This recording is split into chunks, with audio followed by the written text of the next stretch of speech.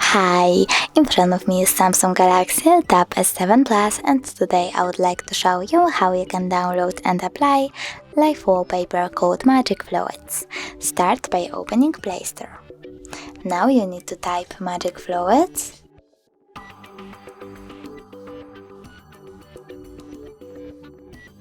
and download this app from this developer. Open it. Click at the bottom right corner over here on the three lines and choose Settings. Then select I accept, and over here you can customize your wallpaper however you want to.